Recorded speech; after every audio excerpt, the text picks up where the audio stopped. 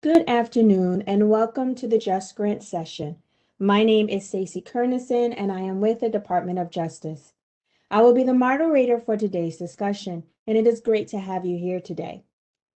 On the call with me, I also have Lisa Hartman, who will help me walk through some demonstrations on how to submit your entity's application within Just Grants. To kick us off, I'd like to share a little bit of information with you about today's session first.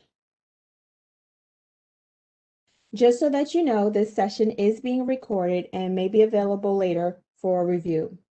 So let's take a moment to describe the tools that are available to communicate with the presenters and other subject matter experts. There is a chat feature for any technical issues about WebEx that you may have. We have the multimedia viewer available and also the Q&A chat. We have disabled video for all participants to ensure the best possible connection for this session.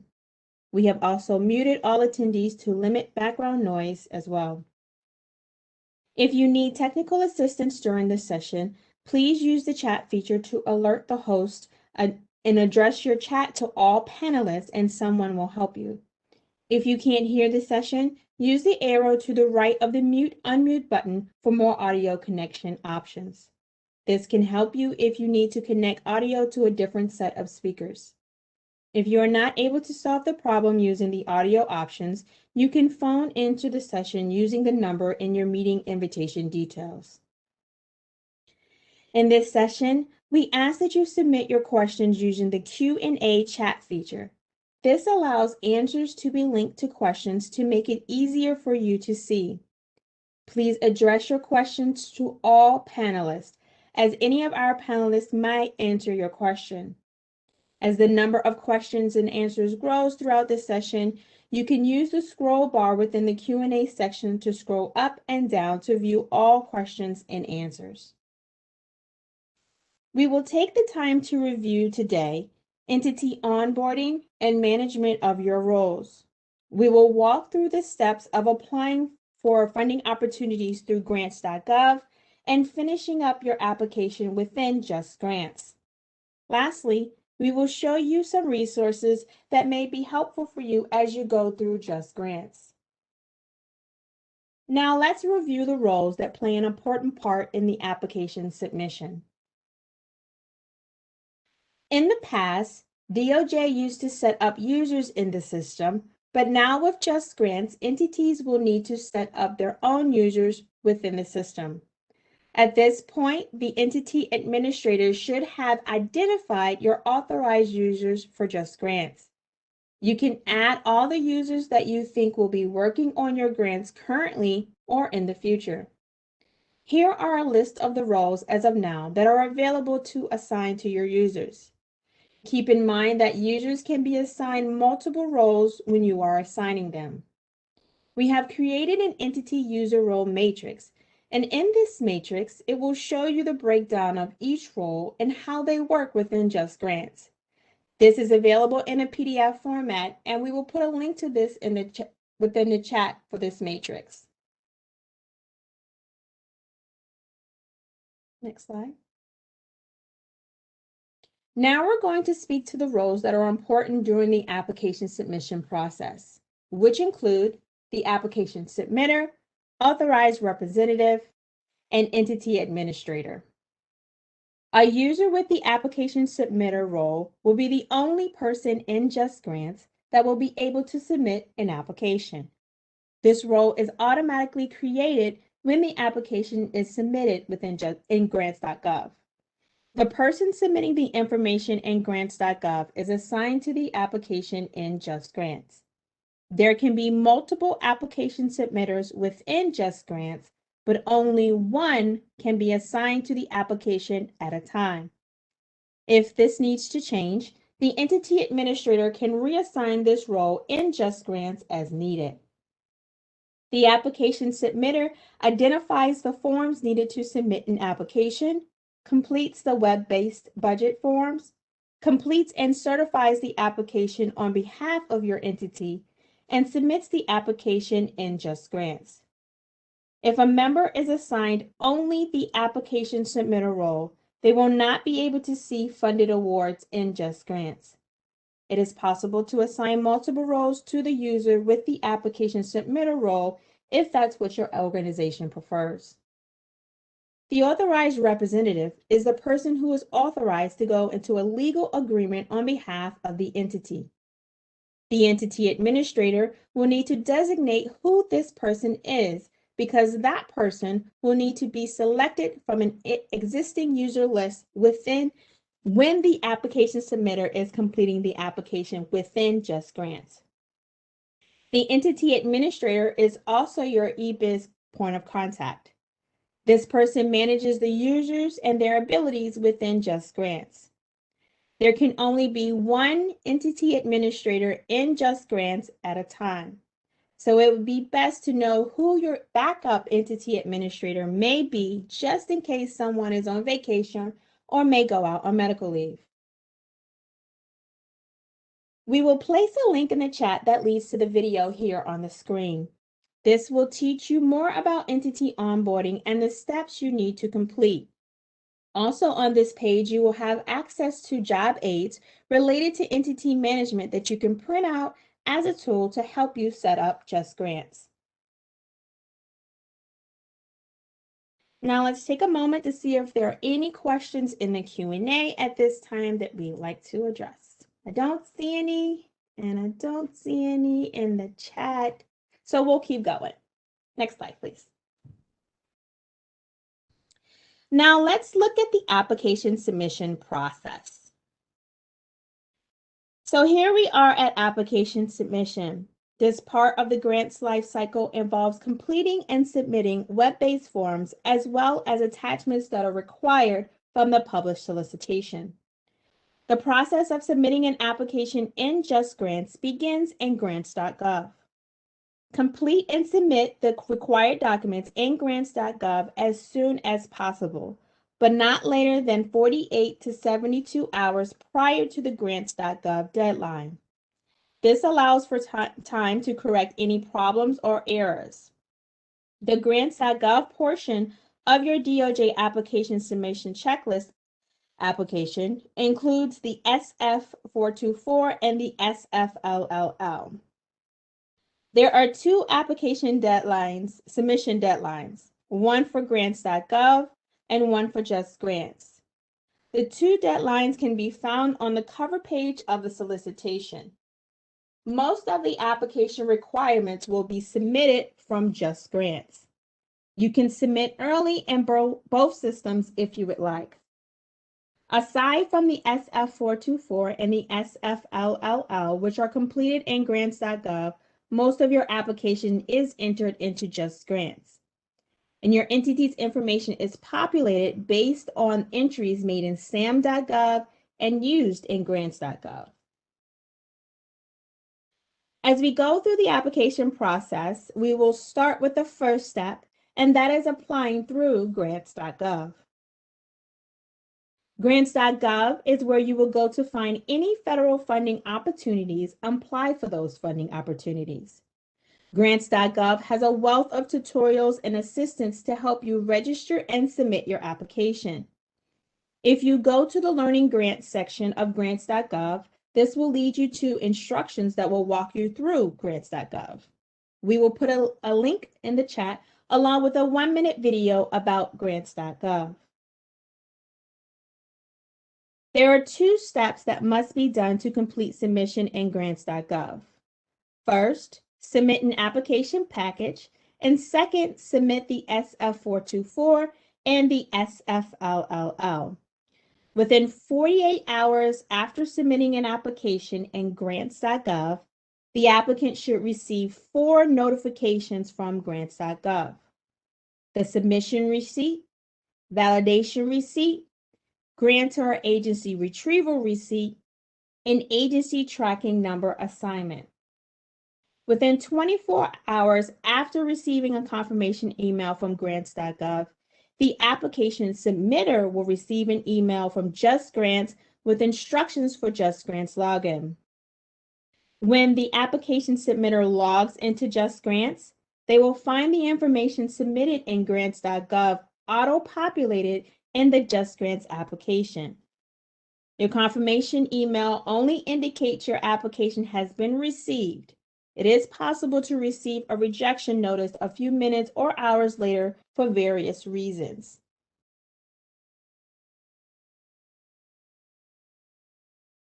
To search for an opportunity, use the Search Grants tab at the top of the page.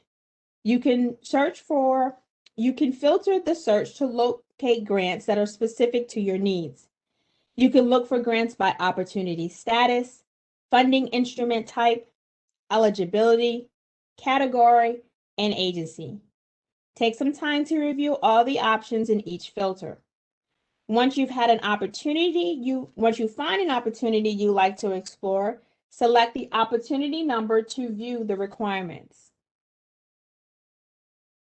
Once you open the grant opportunity, review the information included in the synopsis, search history, related documents, and package tabs to see if this opportunity is one that would benefit your organization. If you choose to apply, select the Apply button, and you will need to log in and create a grants.gov account to apply. Note that the person's name and email that you put into Section F on the SF424 form is extremely important. This person will automatically become the application submitter for your entity's application. The application submitter is the only person who can complete the application in Just Grants. If you want to change who the application submitter is, then the entity administrator will need to reassign this role after it has been submitted in grants.gov. The SF424 data fields that are marked as mandatory must be fully completed in grants.gov in order to complete Part 1 of the DOJ's two-step application process. And it is okay to provide preliminary estimations or responses. An important thing to remember is that an applicant pushing the submit button multiple times in grants.gov will cause duplicate submission. In this scenario, the user will be asked to withdraw any duplicates before continuing. If you go to the Track My Application section, you can track everything for your status information. You can check if your application has been received, validated, rejected with errors, retrieved by the agency, and the agency tracking number assigned. Be aware that just because you receive a confirmation that your application has been received, it does not mean it has been approved. It is only confirmation that the application has been received. You may later receive notification that your application has been rejected. When it comes to your SF424 and SFLLL, it is best to have those documents completed way before the deadline so that if there are any changes or updates that are needed, you can get those in so it doesn't cause for a rejection. The applicant will receive a tracking number that will connect Just Grants to your application. That way, the system knows that the application and grant belongs to you. All right, we're going to pause for a second to see if we have any questions. I don't believe that we do. So we'll keep going. Next.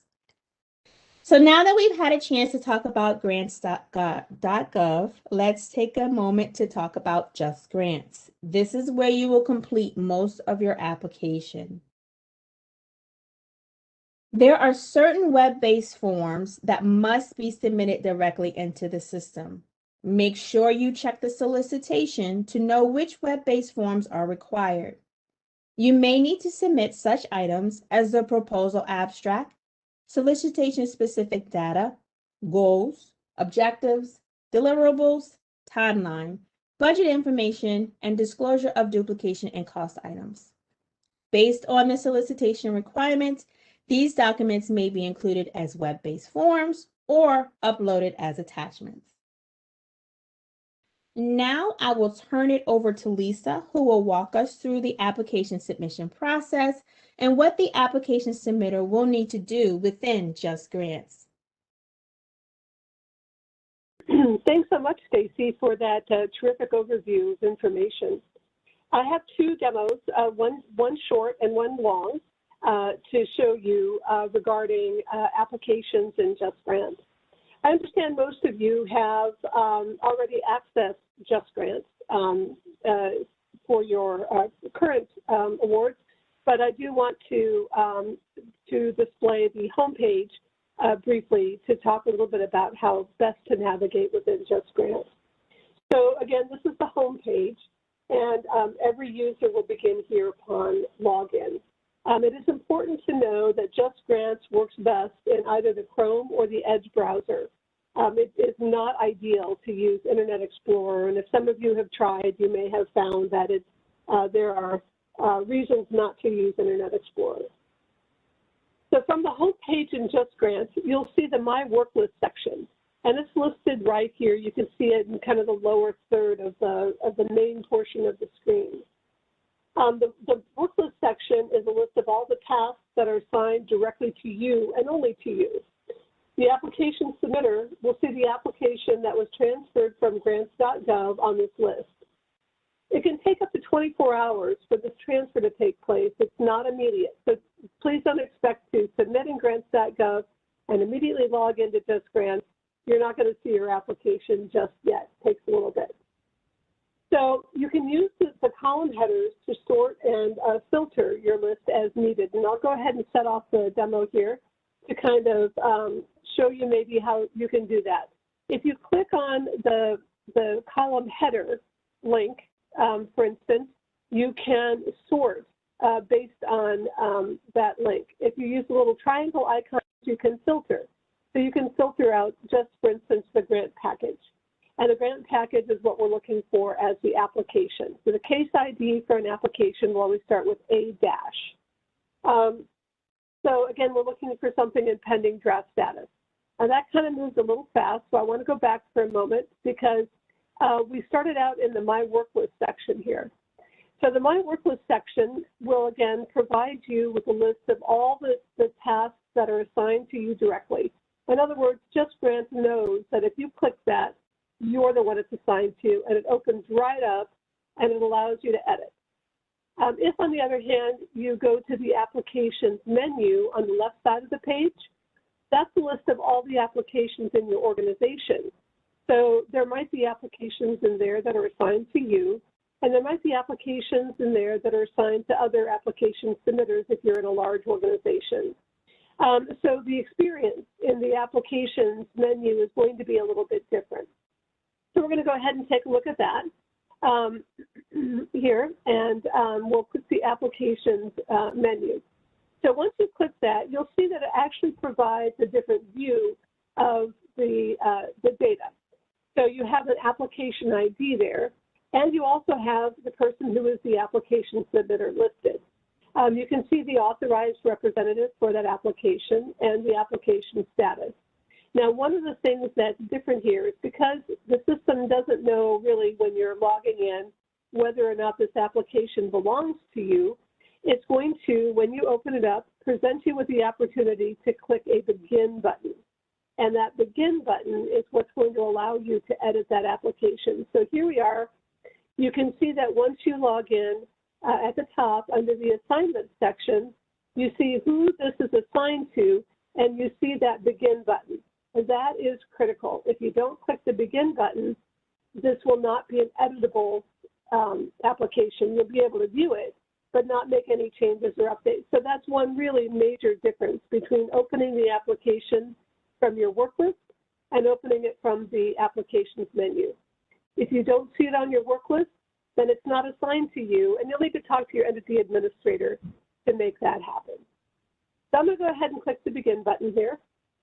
And as you can see, it opens straight up into the application, and we can see some of the editable fields here. There's a Save button at the bottom, which allows us to save any changes, a Cancel if you decide you don't want to actually do any work in here or save anything. We're going to go ahead and save. So that's the first short demo on locating the application and opening it. And again, the key takeaway from this short demo is it's really best to start in your work list. And again, if you don't see the application in your work list, it means somehow it's not assigned to you. So your entity administrator will need to help you with that. So now I'm going to go into a longer demo, and I'm going to show you how to actually submit an application. And before we start, I just want to make sure to let you know that when we create these demos, we're using test data. So what you see in our test data might not directly align with your application, but we have a number of different types of applications in DOJ, and so we just use sort of a standard type of application. So the application will be determined by the solicitation requirements. So I'm going to go ahead and start. And here, if you notice, I'm starting in my work list. And when I open this from my work list, you'll notice that it just opens in edit format already. You didn't have to click that begin button. So the first section that you're going to see here is the standard applicant information. And if you look on the right side of the screen, in the green bar to the right, you're going to see a list of application sections. Now, you can move from section to section in there just by clicking the section label. Or if you look at the bottom of the page, there's a continue button. You can use that to move to the next section in a linear fashion. But you're not limited to just going in order. You can jump around as you need. Also, I'd like to point out that above that menu, there are solicitation instructions. And those solicitation instructions, if you click them, will actually open up the solicitation itself so that you can review the requirements within the solicitation to be sure that what you're entering is going to satisfy those requirements. And so that's kind of a nice thing to have to be able to access that. So I believe the demo here will open up the solicitation briefly. Let's move forward a bit. Yeah, there we go. So once you click the solicitation instructions, it opens up in the PDF format. And again, you can either save this solicitation to your workstation for easy access. You can print it if that helps you. Or if you're lucky enough to have two monitors, you can move the solicitation to one monitor while you're working with the application on the other.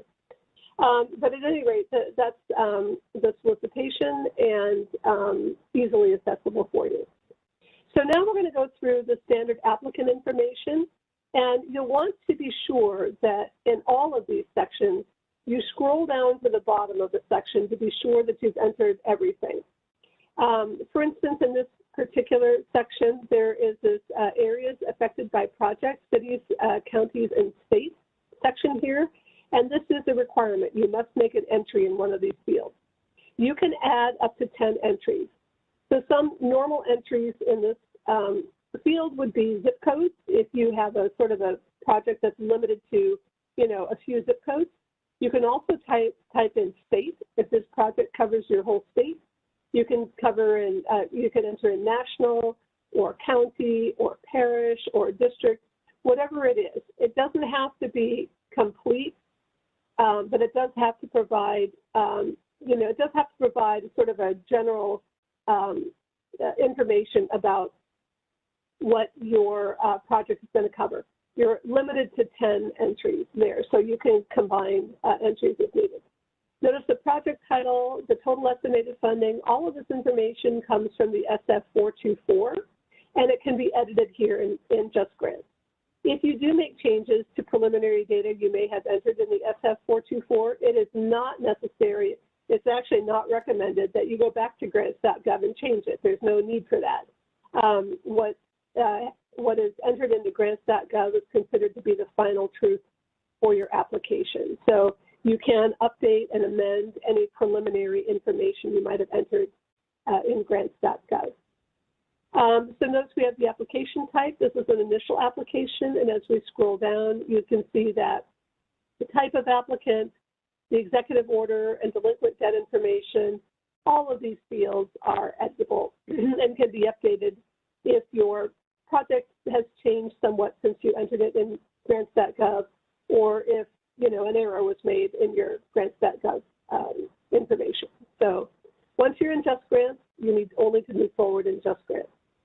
So now at the bottom, we can either cancel what we've done, which will remove any information we may have changed. You can save, which is kind of nice. If you don't want to complete what you're doing right now, you can save what you've done and come back later to complete some more. Or you can continue, which will take you to the next section in lines. What we're going to do, however, is actually scroll back up to the top, and we're going to use the section header up here to move to the next section. So in the next section header is confirm the authorized representative. So at this point, it's important to point out that the authorized representative has really no bearing in the application process. They don't have any tasks to do within the application itself. However, an authorized representative needs to be identified in the application in order for the application to be submitted. So the authorized representatives must be have been onboarded. In other words, they must have been sent an invitation to register.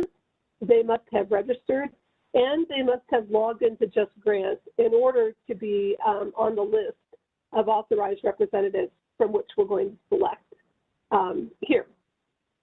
So you'll notice that we have two authorized representatives in this application. This is an application from a different managing office. So in your managing office, you're only going to see one authorized representative, not two. This is just a, like I said, the data in here is just something sort of more general to all of DOJ, but you'll see only one. So you'll choose the authorized representative from the list, the drop-down list. And once you make that selection, you'll see that that information automatically populates here. And then you have to confirm it. If you forget to confirm it, then JustGrants will forget to save it. So you'll need to confirm that information. And again, you know, expect to only see one authorized representative. So we'll continue on to the next section, which is the verify legal name and address section. And this is kind of an important section because it will display you know, your entity's legal name and address. Now, this information actually comes from, moving forward here just a bit. This information actually comes from sam.gov. You'll notice that you can't edit anything here. If there's anything in here that's incorrect, you'll actually need to go back to sam.gov to make the change and then wait 24 hours for sam.gov to send that information back to JustGrants. At the bottom of this page is an important little checkbox that you might miss if you don't scroll down, and that is the confirmation of the entity. So somebody, the application submitter, needs to confirm that the entity is correct, that you're submitting the application and that you've confirmed the mailing address and all of the entity information there. So again, if there are changes that need to be made, then make them in sam.gov. Come back 24 hours later, and you should be able to confirm it then. So this section is the proposal abstract. And in this section, you're faced with a text box that you can use. You can copy and paste into this text box from Microsoft Word or a PDF file as you choose. And then notice that there are formatting options at the top of this. So the proposal abstract must be entered in this web-based form if it's presented to you this way. JustGrants will not recognize an attachment as a proposal abstract if this is the form that's presented to you. So when you're presented with these web-based forms, you need to comply with those. And again, you can just copy and paste into this field. All right, I think the next section we have is kind of a customized section. Your application may have customized sections that you don't see in this demo, or they may have fewer sections than you see in this demo. But anyway, we're going to just go ahead and move on and move forward. So the section after that here is the proposal narrative section. I'm going to start that here. The proposal narrative in this application is an uploaded file. If you're going to upload a file, you just click upload, and you can either drag and drop or select a file to attach. Now, one thing about attaching files that's very important is that you're going to be given the opportunity to choose a category. You must choose the category of attachment that you're attaching. So, for instance, the proposal narrative must have the proposal narrative category, or again, JustGrants will not recognize this as a proposal narrative. So you have to make sure that category is correct, not just for the proposal narrative, but for all attachments in your application. That's a very critical piece. For each, you can enter goals, and for each goal that you add, you can enter a goal statement, and each goal can also have objectives and deliverables attached. Notice that all of these have a little red asterisk, which indicates that it's required. So every field with a red asterisk is a required field, and you can add new objectives, add new deliverables by adding the little plus sign link. And at the bottom, if you want to add another goal, you can click add to add another goal. Those little trash can icons will just eliminate anything that you've done. That add button will add a second goal with objectives, a statement, and the like. You can save, you can cancel. If you've started something and you just kind of want to delete it and start over, you can do that. So that's what the goals and objectives are. The budget is here, and we have, let's see, we'll move a little forward on the budget here in a moment. And here we go. So this is the budget. And again, this budget is for an application that is applicable for a different managing office. So it's going to look a little bit different than your budget. But the categories that you see on the right, you'll see all the categories that are applicable for your application. So as we go through, you'll see that we have, this is the personnel entry here, and you can open up this entry. You can put in the title, the position description. There's an opportunity to enter salary and fringe benefits. So this is just sort of a personnel type entry. The next budget section in this particular application is going to, here's the salary. And in most cases, you're not able to enter necessarily year-by-year information, but, some applications do. And again, remember that all of these applications are specific to the solicitation under which they were created. So this next section is it's another position. So this particular group has two different types of personnel. I'll move forward because we just kind of softened it at that. So now we have travel. So travel will allow you to enter the purpose, the location, the type of expenses to expect, and the cost. And when you're entering this information, you'll see that the total cost for each line will appear at the end of the line. And as you add additional lines, the total cost for the category appears below those lines where you see, for instance here, the equipment total cost will continue to calculate as you move from one line item. There's an additional narrative section below each category that allows you to provide more information about the line items or the items that you're putting into this category. So please use those additional narratives to further explain your budget entries. So that's supplies. A lot of these are pretty much the same. This one is sub-awards and sub-grants. And again, you just add a line item by clicking that plus item at the top. You can delete a line item by highlighting the line and clicking delete item. So you have a lot of control over what goes in here. This section is procurement contracts. This actually has two completely different sections in it, procurement contracts and consultant travel. This is, something that you can see. And then we have other costs here. So other costs is typically anything that you are planning that doesn't fall neatly into any other budget category. The indirect costs that we have here, the indirect costs, we'll open up here in a moment. And they are calculated by taking the base amount that you enter and multiplying it by the indirect cost rate.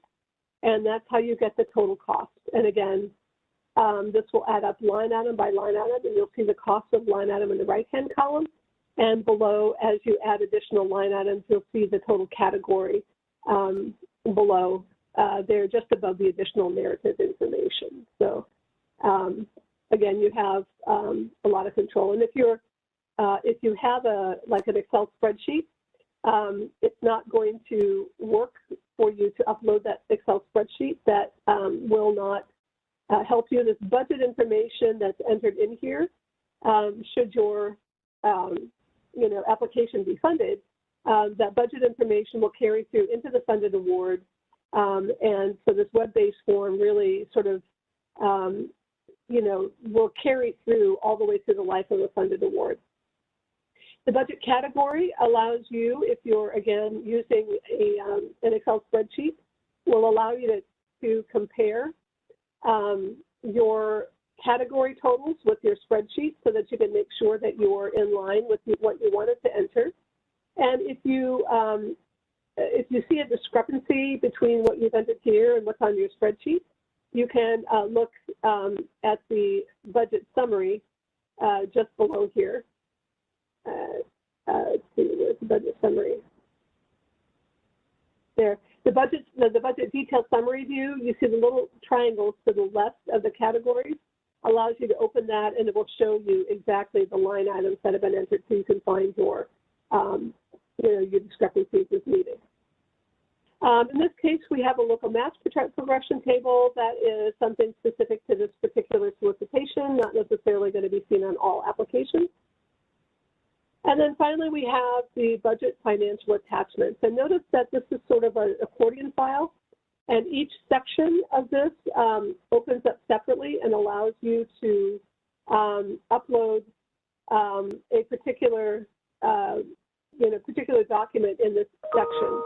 So by doing that, again, you'll be able to locate these documents more easily in the future by categorizing them correctly. And again, when you do upload any attachment, you want to make sure to check that category to make sure it is the category of document that you want to upload. So continuing on, we're going to move into the Memorandum of Understanding and other supportive documents. And many of these are uploads. So in this case, we have 4 different types of, application components to upload. And then at the end, we have disclosures and assurances. And you can see that the SFLLL was carried over from the entry that was made in grants.gov. So that will automatically appear here for you. And then you can also move down and see any disclosures that may be included in your application. Some of them are yes/no questions, like this one. Some of them are a little bit more lengthy and require you to scroll to the bottom to certify the truth of these documents. So always scroll to the bottom again, and you'll see these little check marks cleverly hidden very down there at the bottom. And when you check one, your name and a date time stamp will appear. So again, we'll just continue on through here. And again, I just want to remind you that what you're looking at is an example of an application. This is not your application. So some of the things that you see here might not apply to your solicitation requirement. Again, just kind of showing you how this works, but not necessarily lining it up with your particular application. So again, we have other disclosures and assurances, and then we get to this declaration of certification page, and we'll continue on. And we're almost here at the end. We have a section for other, anything. Typically, it's going to be uploading documents. So you can upload any documents that, again, don't fit neatly into any other sort of category. And finally, at the end, we have the Certify and Submit page. And this page will allow you to open every section of the application and read through it. It's a read-only view. You can't change anything here, but if you find something that needs to be updated, you can go back up to that section within the application and make your updates. But this is a way that you can just read through the entire application and make sure that the information in here is what you want to submit. So you just open section by section, and then when you're ready, you check this final review and certification of application confirmation. And notice at the bottom right, that continue button has turned to a submit button. So the submit button here allows you to submit your application. If you have missed the required field or something is not in there, you'll get a little pink banner that indicates what's required. So this is saying that we didn't completely enter the information in the authorized representative section. So we would go back to that, fix whatever was wrong in there, and then come back and try to submit again. But you have to take care of any of the errors in here before you're able to fully submit. So that is kind of a walkthrough of a, sort of a standard application. And I think maybe now is a really good time to stop and address the questions that I see have appeared in both the chat and the Q&A. Stacey, I'll turn it back over to you to locate some. Sure. So our first question we have is, our authorized representatives changes effective July 1st. Do you foresee this as a problem since it will be different from SAM's? So do you see it being a problem as far as their authorized representatives changing on July 1st? From a Just Grant standpoint, there's no issue. Whoever is listed as the authorized representative on the day that the application is either accepted or denied is the authorized representative. If you've submitted an application with the previous authorized representative, then you may have your entity administrator go back and change that authorized representative on July 1st, which would then be the best way to go. But as far as the program office, I can't speak to that. I don't know if anyone from the program office has any reservations about that. Also, this may be a program question. Why would we need additional line items for indirect costs?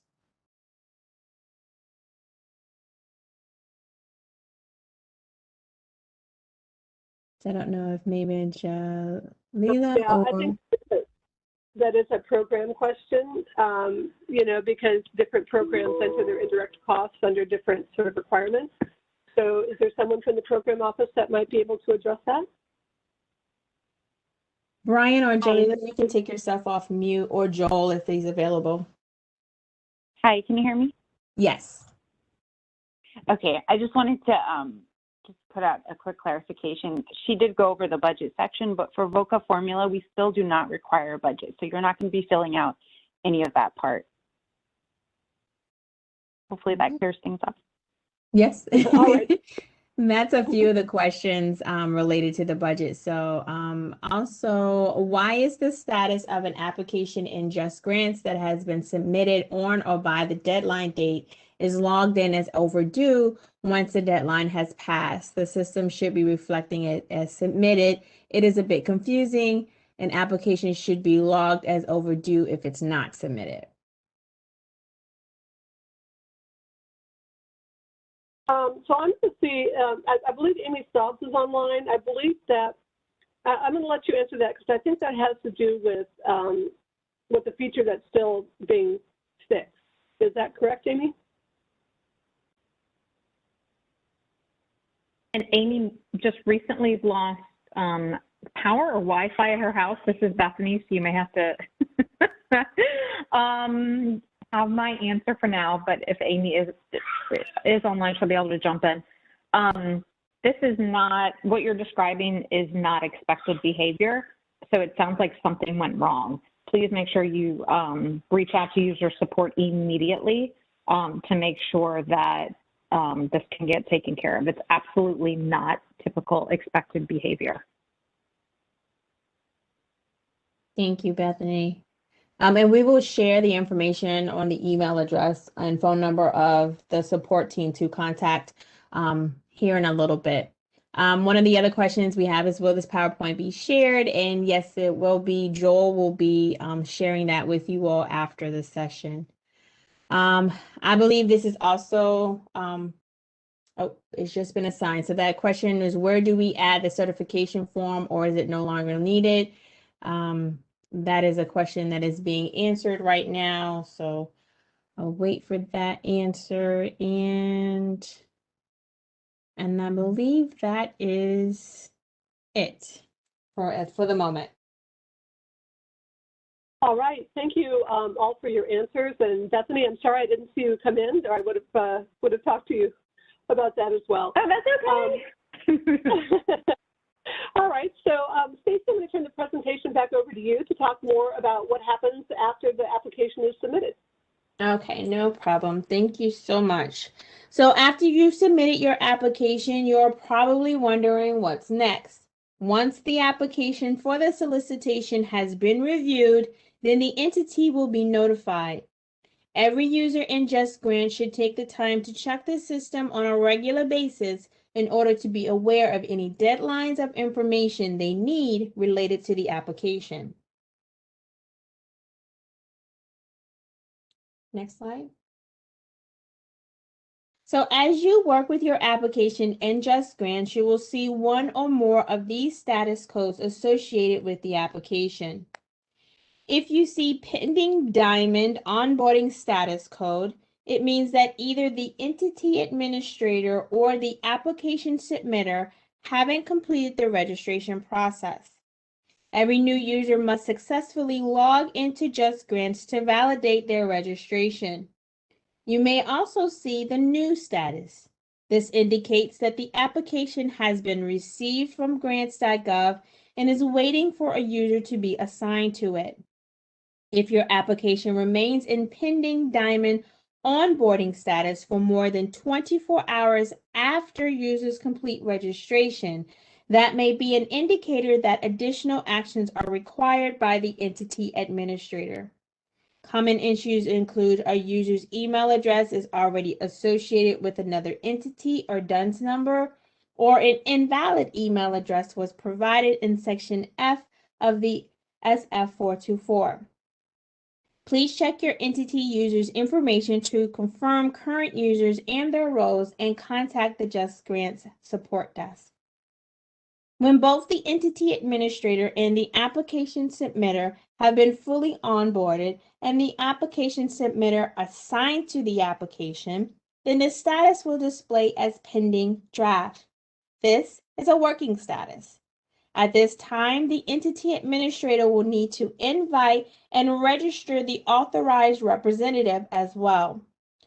From pending draft status, there are several possible next steps. If the application is canceled, the status will be resolved, canceled. If the deadline has passed and it is no longer possible to submit an application on this solicitation, the status will automatically become resolved, deadline passed. If you have canceled the application due to the fact that it is a duplicate, the resolved duplicate status will be associated with the application.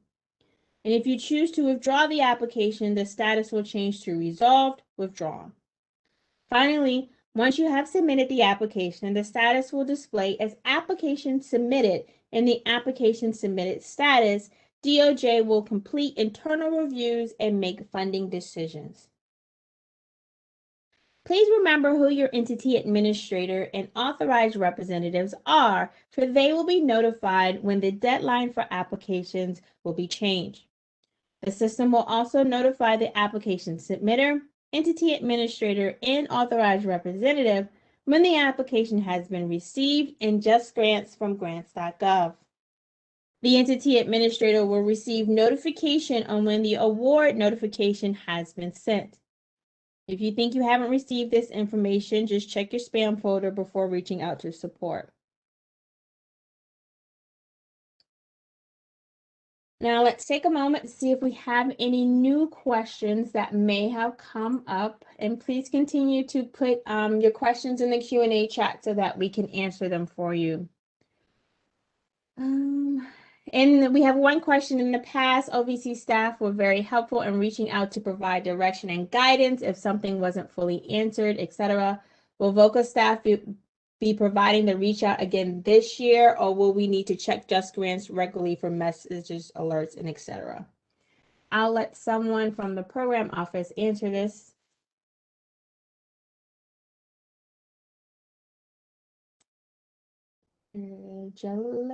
Jalila or Brian, if you're available. Yeah, I can jump in. Hey, Kate, hope you're doing well. So, you know, in the past, obviously in GMS, we would get applications in and very often we would need to send them back and ask for updates. I think one can reasonably expect that to likely happen again this year. Obviously, the system is new for all of us, so we're all going to try and figure out how to make it work best. But we're looking forward to having a collaborative relationship and, you know, definitely making sure that this is as easy and smooth a process as it can be. So hopefully that helps answer your question. Thanks. Thank you. So next slide. That's all the questions we have for right now. So next slide, please. So now that we've given you all of this information, we'd like to share a wealth of resources with you as you continue navigating through Just Grants. Here are a few tools to help get you started. Make sure you're checking your emails for updates and information about Just Grants. If you're not getting emails, if you go to the link at the bottom of the screen, justicegrants.usdoj.gov, it will bring you to a place where you see these tiles here. If you click on the news and updates one, it'll be a place for you to input your email, and that way you can start receiving emails and updates about Just Grants. We also have on this page a checklist of all the steps needed to get ready, training resources, as I stated, news and updates, frequently asked questions, and an about section, and of course, user support. One of the questions we receive a lot of the times is, will there be more training on Just Grants? We have many training materials available on the Just Grants training website. This is what the Just Grants training website looks like, and you can find a wealth of information about Just Grants here.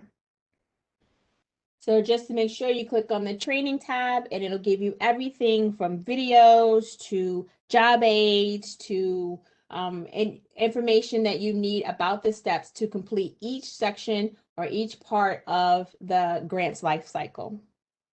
Next slide. Applicants experiencing difficulties with grants.gov or SAM.gov must contact the grants.gov customer support hotline or the SAM help desk to report the technical issue and receive a tracking number. Applicants experiencing difficulties with Just Grants must contact the Just Grants support desk, and you can do so at justgrants.support@usdoj.gov or 833-872-5175, Monday through Friday between 5 a.m. and 9 p.m. Eastern Standard Time, on the weekends and federal holidays from 9 a.m. to 5 p.m. Eastern Standard Time. And we'll put a few links in the chat to help you with that information as well. When you do reach out to the help desk, please make sure that you have all the information that can help them answer your question as soon as possible.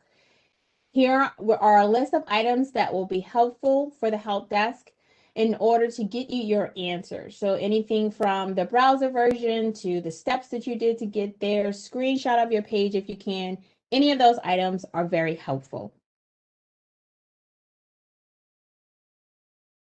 So before we wrap up for the day, here is some guidance on where to go for help. We have FAQs that are available. We have an application submission resources. links to grants.gov, sam.gov, and the Just Grants Training email address. We will also put a few links in the chat relating to these links so that you can have them to access later. Here are some additional resources for help. When you receive the PowerPoint slide deck, you'll be able to click on these and access each one of those links that are available there. But they're also available if you go to that training link on the Justice Grants training site. All of this information that you see here is also available there. Next slide. And I believe that is the end of our session. We appreciate your attendance today, and we hope that you found it viable and have a great remainder of your day. We don't have any other remaining questions, so I will end this session. Thank you all for participating.